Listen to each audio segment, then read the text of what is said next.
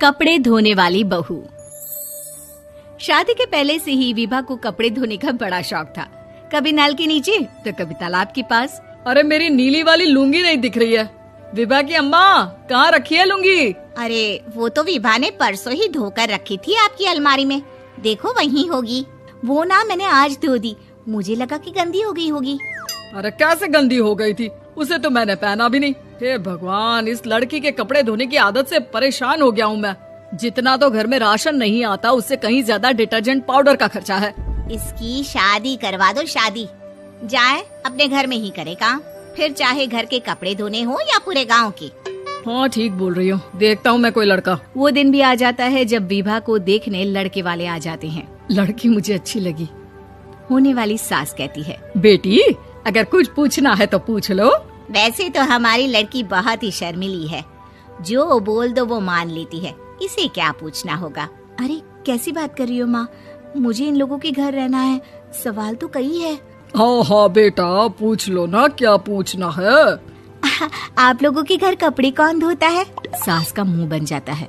देखो, अगर तुम ये कहना चाहती हो कि तुम्हें कपड़े धोने नहीं आते तो सुन लो, कपड़े मैं ही धोती हूँ, लेकिन तुम्हारे आ जाने के बाद मैं रुमाल तक नहीं धोऊंगी। अरे चुप रहना भाग्यवान, बहू बेचारी घर आई नहीं, उसे डराना शुरू कर दिया। वो क्या है ना बिटिया, अभी तक तो ये कल्लू की माँ ही धोती थी, लेकिन अब तुम्हारे पापा तो दहेज में वॉशिंग मशीन देंगे ही। तभी विभा की माँ बोल पड़ती है, सवाल भी पूछा तो क्या। वैसे भाई साहब, मशीन की तो फिर भी कपड़े धोने की कैपेसिटी होती है, मतलब जो बिटिया दे रहे हैं ना विभा, इसे कपड़े धोने का बहुत शौक है। ये आप लोगों के क्या, आस पड़ोस गांव मोहल्ले सबके कपड़े धो दे और उफ तक ना करे। बाहर देखा नहीं आपने कितने कपड़े सूख रहे हैं, सब हमारी बिटिया ने ही तो धोए हैं। बस भी करो ना माँ, शर्म आ रही इतनी तारीफ सुनकर।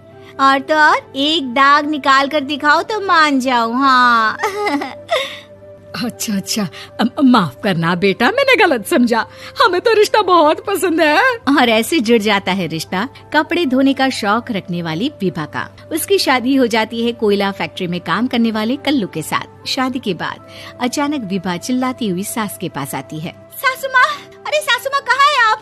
ये तो धोखा है, धोखा दिया आप लोगों ने मुझे। इसे ससुर के चक्कर के बारे में पता चल गया। अरे तो उसमें तुझे क्यों धोखा मिला है? अरे नल में पानी नहीं आता, कपड़े कैसे कब धुलेंगे? अच्छा, तू पानी नहीं आ रहा उसकी बात कर रही है। तो आपने क्या सोचा? कुछ नहीं। अच्छा तेरी माँ ने कहा था कि कपड़े धोने का शौक है तुझे, याद आया मुझे। शौक बोलकर कपड़े धोने वाले मेरे जुनून को कम ना आके सासू माँ, कपड़ा धोना मेरा गुरूर है। तभी पति भी वहाँ आ जाता है। अभी मैंने इसे सनी देओल की फिल्म दिखाई है, उसी के डायलॉग मार रही है माँ। अच्छा सुन, साफ बता रही हूँ, पानी सुबह 4 से 6 और शाम को 10 से 12 आता है, समझी? विभा टाइमिंग सुनकर हैरान हो जाती है। ये क्या भूतों का मोहल्ला है? सुबह 4 बजे उठकर कौन कपड़े धोता है? 4 बजे टंकी में पानी जाता है, फिर सारा दिन धोना ना, किसने मना किया? अरे कैसी बात कर रही हैं? 200 लीटर की टंकी में कितने कपड़े धो लूंगी मैं, सुबह ही उठ जाऊंगी मैं। अब क्या था, विभा सुबह 4 से लेकर रात के 12 बजे तक कपड़े ही धोती रहती। एक रोज सास पड़ोस से निकलकर कहीं जा रही होती है कि साथ वाली कहती है, हाँ कल्लू की माँ, जरा ये बताओ कि 2 साड़ी है, 2 ब्लाउज और एक पेटीकोट और एक नाड़े वाला लंबा कच्छा। हाँ तो?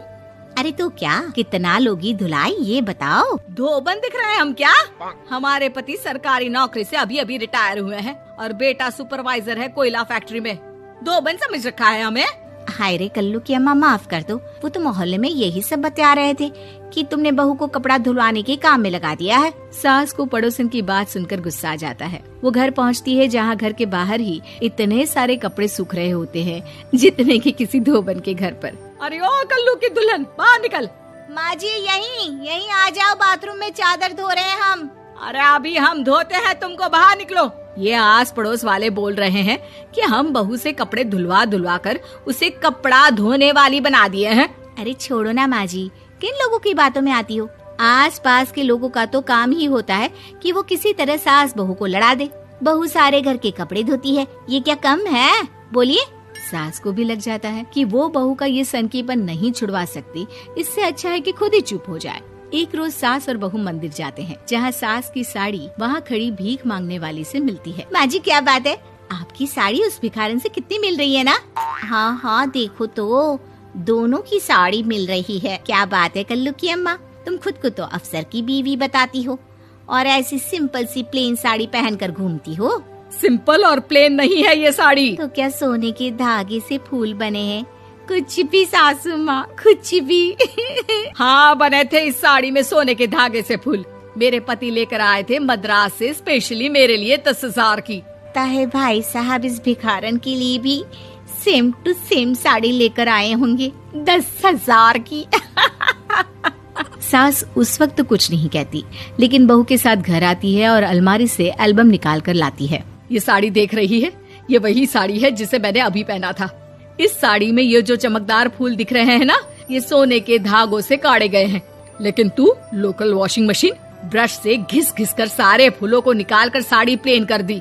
मुझे माफ कर दीजिए सासू माँ। और तो और, जब मैंने तुझे तेरी गलती के लिए कुछ नहीं कहा, लेकिन तूने तो सबके सामने मेरा मजाक ही बना दिया। क्यों? बहू को समझ में आ जाता है कि अब से उसका कपड़े धोना बंद।